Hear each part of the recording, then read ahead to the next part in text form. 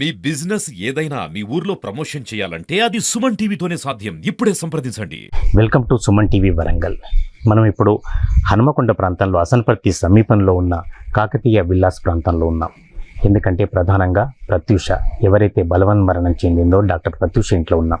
నిన్నటి వరకు పరామర్శించడానికి వచ్చే చుట్టాలు పక్కాలు కావచ్చు, సానుభూతి తెలపడానికి వచ్చే వందలాది మందితో కలకల్లాడిన ఇల్లు లేదా సందడిగా ఉన్న ఇల్లు ఇవాళ బోసిపోయినట్లుగా ఉంది. నిజానికి ఎన్నో కలలతో అత్తవారింటికి అడుగుపెట్టిన డాక్టర్, ఆయన భర్త కూడా సృజన్, ఈ సంఘటన కారకుడని ఆరోపించబడుతున్న సృజన్ కూడా ఈరోజు పోలీసు రిమాండ్లో ఉన్నారు. ఇటువంటి పరిస్థితులలో వందలాది మంది వేలాది మందితో కలకల్లాడిన నిన్నటి ఇల్లు తర్వాత పాపలతో, ఇద్దరు చిన్నారి పాపలతో ఉన్న ప్రత్యూష ఈరోజు బలవన్మరణం చెందడంతో ఇక్కడ ఉన్న పరిస్థితి మనం చూడొచ్చు. వాళ్ళ దగ్గరి కుటుంబ సభ్యులు, కొంతమంది సంబంధికులు మాత్రమే ఆ ఇంట్లో ఉన్నారు. లోపల పరిస్థితిని లేదా చిన్నారుల పరిస్థితిని ఒకసారి అడిగి తెలుసుకునే ప్రయత్నం చేద్దాం. డాక్టర్ ప్రత్యూష ఇంట్లో ఉన్నాం మనం అసన్పర్తి సమీపంలో. దీనికి సంబంధించి నిన్నటి రోజు ఎట్లా ఉంది పరిస్థితి, ఈ రోజు ఎలా ఉంది? ఆ ఇంట్లో నిజానికి ఎంతో కలలకు కోర్చి ఒక స్వప్న సౌధం ఇప్పుడు మనకు చూడొచ్చు. ప్రత్యూష సృజన పేరు మీద ఆ బిల్డింగ్లో కూడా నిజానికి అత్తమామల సహకారంతో అనేక కార్యక్రమాలు చేశాడు డాక్టర్ సృజన్. మరి వారికి ఉన్న బంధం అంటే ఒక అల్లుడి బంధమే కాదు, నిజానికి ఇంటికి సంబంధించిన వ్యక్తి కాబట్టి ప్రతి విషయంలో కూడా ఆయన ఒక గెస్టెడ్ ఆఫీసర్ హోదాలో ఉన్నాడు కాబట్టి రామకిషన్ గారు, ఆ అమ్మాయి తండ్రి డాక్టర్ ప్రత్యూష తండ్రి అనేక కార్యక్రమాలు అనేక రకాలుగా సహాయం చేశాడు. కేవలం సహాయం అనే మాటతో సరిపుచ్చకుండా వారి ఇంటికి పెద్ద దిక్కై నిలిచిన పరిస్థితులలో ఈరోజు అనాథలాగా మిగిలిపోవాల్సిన పరిస్థితి. నిజానికి వారు ఇంకా మళ్ళీ ఏం ఆశిస్తున్నారు, ప్రస్తుత పరిస్థితి ఏమిటి, ఆ చిన్నారి పాపల పరిస్థితి ఏమిటి, ఒక దయనీయంగా ఉంది. ఎందుకంటే 7 సంవత్సరాల పాప, 7 నెలల పాప, ఎవరు చూసే పరిస్థితి కూడా లేదు. ఇది చూసే వాళ్ళ కంటతడి పెట్టిస్తున్న వైనం. ఇటువంటి పరిస్థితుల్లో తండ్రి గారు మన పక్కనే ఉన్నారు, వారి సోదరుడు కూడా మన పక్కనే ఉన్నారు, రాకేష్ గారు కూడా. ఒక్కసారి వారి తండ్రి గారిని ముందు మాట్లాడించే ప్రయత్నం చేద్దాం. రామకృష్ణ గారు చెప్పండి, నిన్నటికి వాటికి పరిస్థితి ఎంత తేడా వచ్చింది చూడండి. నిన్నటికి వాటికి చూస్తే సార్ శ్మశాన వైరాగ్యం ఆవరించుకున్నట్టు కనబడతా ఉంది సార్ పరిస్థితి. అసలు ఏం చెప్పాలో ఏం చేయాలో కూడా తోచని పరిస్థితి సార్. అయోమయం. ఇవాళనే ఇప్పుడే పోలీస్ డిపార్ట్మెంట్ వారందరినీ అరెస్ట్ చేస్తున్నాము ఇట్లా అని. మేము కోరుకునేది ఒకటే సార్, ఇప్పుడు ఎట్లాగనంటే నా కూతురు అయితే మళ్ళీ తిరిగి వచ్చి రాదు. మన్మరాలు ఏదైతే పెద్ద మన్మరాలు ఉన్నదో తనకు 7 years, చిన్న మనవరాలు ఏదైతుందో 7 months. అసలు వాళ్ళ భవిష్యత్తు గురించి ఆలోచిస్తే భయం ఉండే పరిస్థితి. చాలా చాలా బాధిస్తూ ఉన్నది సార్, చాలా కష్టంగా ఉన్నది. వారికి న్యాయం జరగాలి ఒకటి సార్. ముఖ్యంగా ఎవరైతే ఈ నలుగురు ఎవరైతే నా కూతురు యొక్క మరణానికి కారకులైన వాళ్ళు వీళ్ళకు కఠినాతి కఠినమైన శిక్షలు పడాలి సార్. వాళ్ళకు మాకు ఇంకా ముందు ఏ ఇంట్లో కూడా ఏ కుటుంబంలో కూడా ఇలాంటి శోకం కలగొద్దు. ఏ ఇంటి ఆడబిడ్డ కూడా ఇట్లాంటి పరిస్థితుల్లో చనిపోవద్దని చెప్పి కోరుకుంటా ఉన్నారు సార్. ముఖ్యంగా వారికి శిక్షలు పడాలి, వారి మీద వాళ్ళపైన శిక్ష పడి ఈ పిల్లలు నా మనవరాలు ఎవరైతే ఉన్నారో వాళ్లకు పూర్తి న్యాయం జరగాలని చెప్పి మాత్రం కోరుకుంటాం. అంటే సోషల్ మీడియా పేరిట, అంటే సోషల్ మీడియా ఏదైనా ఉపయోగించుకుంటే మంచిదే. మీ పక్కన కూడా ఉన్నారు మీ అబ్బాయి, అంటే ఉపయోగించుకుంటే మంచిదే. కానీ విశృంఖలత, విచ్చలవిడితనం అవుతున్న పరిస్థితులలో ఇటువంటి వాటిని అరికట్టాలంటే ఏం చేయాలి? ఇటువంటి వాటిని అరికట్టాలంటే సార్ నిజం చెప్పాలంటే ఒక రకమైన జర్నలిజం వృత్తి అని అంటే కూడా చాలా నిజాలను నిర్భయంగా బయటికి తీసేటువంటి వృత్తి జర్నలిజం సార్. అలాంటి జర్నలిజం లోపల ఇలాంటి వాళ్ళు నిజంగా ఎలాంటి వాళ్ళు అంటే ఒక గంజాయి మొక్కల్లాగా తయారైపోయింది సార్. వీళ్ళు తయారయ్యి ఈ విశృంఖలత్వంతో ముఖ్యంగా ఏం జరుగుతున్నది అని అంటే దాని మంచి ప్రయోజనాల కంటే కూడా చెడు ఎక్కువ దీని వల్ల వ్యాపించడం జరుగుతూ ఉన్నది సార్. ఒక రకంగా వీళ్ళు వచ్చి ఒక హనీ ట్రాప్ లాగా చేయడము, వీళ్ళని అందమైన వాళ్ళనే సెలెక్ట్ చేసి అందులో పెట్టిన తర్వాత సార్ వాళ్ళు వచ్చి ఇంటర్వ్యూల పేరిట వచ్చి వీళ్ళను మొత్తము నిజం చెప్పాలనంటే నా బిడ్డ అల్లునికి వాళ్ళకు దాదాపు 8 years సార్. 8 years లోపల 7 years వాళ్ళ మధ్యన ఏ చిన్న గొడవలు ఏవి లేవు సార్. ఎప్పుడైతే ఈ 1 year ఈ అమ్మాయి ఈ మానవతో శృతి అని ఏ అమ్మాయి అయితే వచ్చి పరిచయం అయ్యి ఇంటర్వ్యూ తీసుకున్నదో సార్, ఆ రోజు నుండి ఈ రోజు వరకు నా కూతురు చనిపోయేంత వరకు కూడా రోజు ఒక రభస, ఒక రకమైన టార్చర్, ఒక రకమైన బాధే సార్. ఇంత చదువుకున్న ఇంత విజ్ఞానవంతుడైన అల్లుడు మా డాక్టర్ సృజన్ కూడా ఇట్లాంటి ట్రాప్లో పడిపోయిందనంటే ఇక మామూలు వ్యక్తుల పరిస్థితి ఏంటిది చూడండి సార్. పడిపోయి కుటుంబాన్ని నిర్లక్ష్యము, భార్యను నిర్లక్ష్యము, ఆఖరికి చంపే వరకు పోయింది. అది ఆ మృతి కూడా ఈరోజు మేము అనుమానాస్పద మృతి కిందనే మేము ట్రీట్ చేస్తూ ఉన్నాం సార్. పూర్తిగా ఆత్మహత్యగా అంటే కూడా మా మనసు ఎందుకు ఒప్పుకోవడం లేదు. ఉన్న పరిస్థితులను చూస్తే, ఆ ఒంటి మీద ఉన్న గాయాలు, తర్వాత ఇక్కడ ఉన్న పరిస్థితులన్నీ చూస్తే, దాన్ని కూడా పోలీస్ డిపార్ట్మెంట్ వారు, మా ఏసీపీ ప్రశాంత్ రెడ్డి గారు కానీ, సిఐ చీరాలు గారు కానీ, అదేవిధంగా ఎస్ఐ దేవేందర్ గారు కానీ పూర్తి సహకరించి వాళ్ళు రెస్పాండ్ అయ్యి వాళ్ళు మాత్రం చర్యలు తీసుకుంటున్నారు సార్. మేము కూడా కోరుకునేది వారి వల్ల మా కుటుంబానికి న్యాయం జరుగుతుంది అనుకుంటున్నాను సార్. అంటే రామకృష్ణ సార్, చాలా మందికి ఆశ్చర్యం ఏంటంటే ఆమె డాక్టరు, అంటే సరే ఇటువంటి ఎన్నడూ జరగలేదని కాదు, ఆమె డాక్టరు, అంత విచక్షణతో ఆలోచించే మనిషి, అంత అందరికీ ధైర్యం చెప్పే మనిషి. ఈ 1 yearలో ఒక్కసారి కూడా మీ దృష్టికి తీసుకురాలేదా? దృష్టికి తీసుకొచ్చిన తర్వాత కూడా ఏది మాట్లాడే ప్రయత్నం జరగలేదా? లేదు సార్, తనకు తెలిసే వరకే కొంత లేట్ అయింది సార్. ఎందుకు అనంటే నవంబర్ డిసెంబర్లో తను డెలివరీకి మా దగ్గరికి రావడం జరిగింది. తల్లిగారింటి చిన్న పాప డెలివరీ అయ్యిందే January 1st సార్.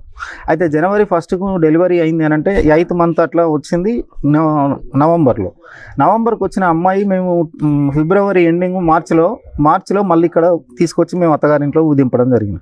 అప్పటికే తనకు కొంత అనుమానం వస్తున్నది అని చెప్పి అన్నది తప్ప తను కన్ఫర్మ్ చేసుకోలేకపోయింది. తను క్లియర్గా బయటికి వచ్చి తను ఇక్కడికి వచ్చిన తర్వాత వీళ్ళ మధ్యన ఉన్న రిలేషన్ గుర్తుపట్టి చేసి ఇవన్నీ తెలుసుకున్న తర్వాత మారుతాడు అనే ఉద్దేశంతో తను ఎదిరించి తను మాట్లాడి చెప్పడం జరిగింది. తను ఏదైతే మాట్లాడి చెప్పిందో సార్, చెప్పిన తర్వాత కొన్నిటికి వినడం కాకుండా స్టార్టింగ్లో కంప్లీట్గా వ్యతిరేకంగా మాట్లాడి అసలు నువ్వు ఉంటే ఉండు, లేకపోతే పోతే పో, నువ్వు నేను మాత్రం దాన్ని చేసుకుంటాననే పరిస్థితులలో పోయిన వ్యక్తిని ఇట్లా ఎన్నడూ లేనిది 7 సంవత్సరాలలో ఎన్నడూ లేని వ్యక్తి ఇట్లా మారింది ఏంది అని చెప్పి తను కూడా ఏం చేసిందనంటే ముందు తల్లిదండ్రులుగా మాకు చెప్పకుండా వాళ్ళ అత్తమామలకు చెప్పడం జరిగింది. అత్తమామలు కూడా వాళ్ళు ఏం చేసిందనంటే కొడుకును సరి అయిన మార్గంలో పెట్టకుండా వాళ్ళు ఏం చేసిండు అనంటే నా కొడుకు పెద్ద డాక్టరు, పెద్ద మొగోడు, ఇట్లా అట్లా అనుకొని ఇటువంటి స్నేహితులు చాలామంది ఉంటారు, దీన్ని నువ్వు పట్టించుకోవద్దు అని చెప్పి వాళ్ళే ఈమెను నానా హంగామా చేసి ఈమెనే వాళ్ళని తిట్టడం జరిగింది.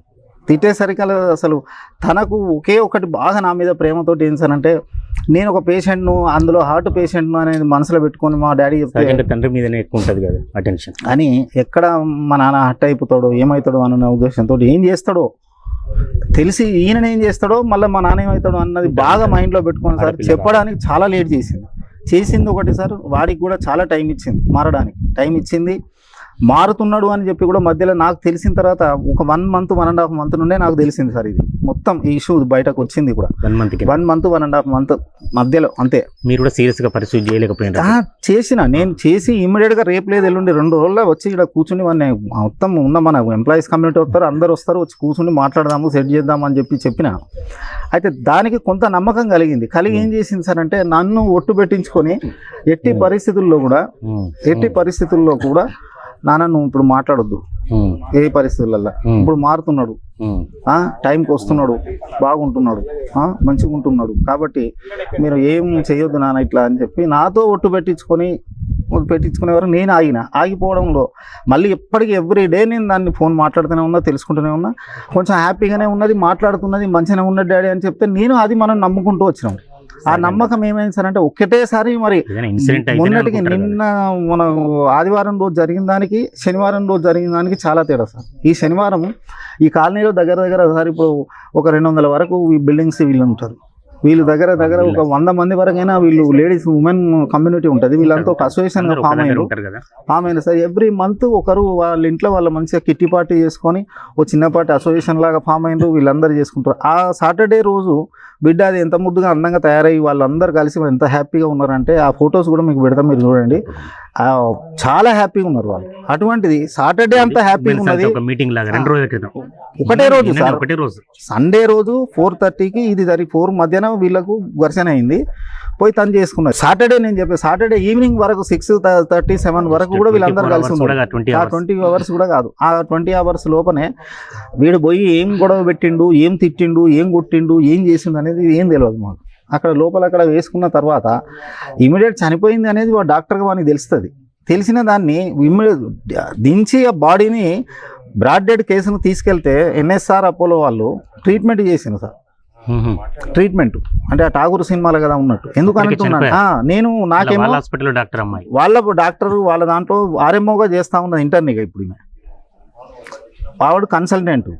ఇక ఇద్దరికి పెట్టి నువ్వు నిజమైన ట్రీట్మెంట్ ఇస్తే ఏం చేయాలి, బ్రతుకున్నదా చనిపోయిందా అని తెలియజేయడానికి హాస్పిటల్ ఏ అవసరం లేదు సార్. పల్స్ పట్టుకుంటే తెలిసిపోతుంది. కంప్లైంట్ లో హాస్పిటల్ విషయం చెప్పిన సార్, చెప్పిన అది కూడా చెప్పిన. ఇప్పుడు సార్ వాళ్ళు నిన్న పోస్ట్ మార్టం చేసిన డాక్టర్ గారు కూడా వాళ్ళని ఒకటే ఒక క్వశ్చన్ అడుగుతా ఉన్నాడు. ఏం అడుగుతున్నాడు సార్ అంటే, ఇది చాలా మెయిన్ సార్. ఇది వాళ్ళు ఏంటంటే వాళ్ళు క్యానులా పెట్టిండ్రు, తర్వాత ఇక్కడ కూడా చేసి సిపిఆర్ కానీ మొత్తం పైప్ లోపల పైప్ వేసి పైన దీనికి మాస్క్ పెట్టిండ్రు.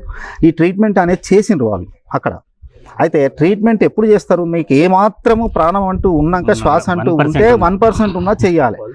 పల్స్ ఉన్నాక ఏ డాక్టర్ కైనా తెలుస్తుంది సార్. సింపుల్ పల్స్ చూస్తాము. రెండవది ఒక ఈసీజీ చేయగానే తెలిసిపోతుంది, ఇమ్మీడియట్ ఈసీజీలో తెలిసిపోతుంది సార్. అటువంటిది వీళ్ళు దాదాపు మేము వచ్చే వరకు వీళ్ళు 5:30 చనిపోయిందని సర్టిఫికేట్ ఇచ్చాను సార్. 5:30 మాకు చేసింది 6:30 ఫోను, మేము వచ్చేసరికి 7:30 అయింది.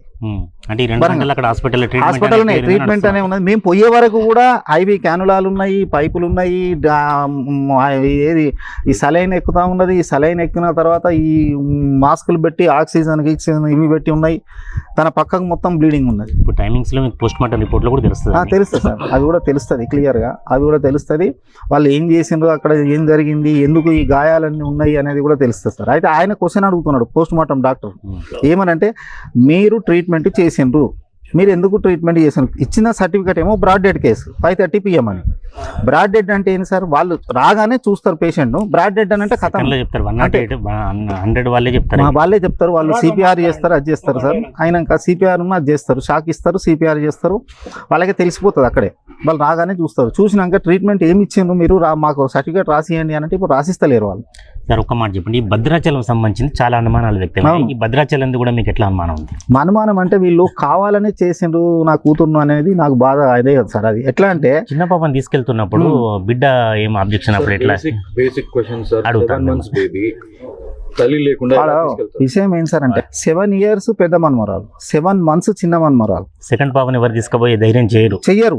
తల్లితో పాటు తీసుకెళ్తారు. అటువంటిది వీళ్ళు నా బిడ్డ వద్దు అని అన్నది. నాకు ఫోన్ చేసి అడిగితే కూడా నేనేం చెప్పిన, పెద్ద మనవరాలను పంపి బిడ్డ, చిన్నదాన్ని మాత్రం పంపకు, నువ్వు ఉండు. నువ్వు ఒకవేళ నీకు చాతనయ్యి నువ్వు వెళ్తే ఏమీ లేదు, ఏదో వాళ్ళ పాప వాళ్ళ బాబు పెద్ద బాబు వాళ్ళ బిడ్డదేదో బర్త్డే ఉన్నది అని చెప్పి అన్నారు. అంటే వాళ్ళు ఎప్పుడు వాళ్ళే రెగ్యులర్ గా పోయేది, ఎవరు ఉంటే వాళ్ళు పోతారు, పోయి వచ్చేది. అది సింపుల్ గా మామూలుగా చేసుకునేది, తల్లి ఉండేది. అటువంటిది 7 months పాపను ఎవరో ముసలాయన అక్కడ ఎవరో ఉన్నారు, చనిపోతాడు, లేకపోతే ఏదో ఉన్నది, మేము చూపించుకుంటాం అని పేరు ఒక మాట అని ఇక్కడ 7 months బేబీని తల్లి నుంచి దూరం చేసి ఇద్దరు పాపలను 4 తీసుకొని కంచి వాళ్ళు వెళ్ళిపోయిన ఇంకో కార్లో. వాళ్ళు వెళ్ళిపోయినాక సార్ అసలు ఇంట్లో ఎవరు ఉండొద్దు, వాళ్ళిద్దరే ఉండాలి, వీడు చేయాలనుకున్నది చెయ్యాలి అనేది ఒక ప్లాన్ ప్రకారంగా జరిగిన ఇన్సిడెంట్ సార్.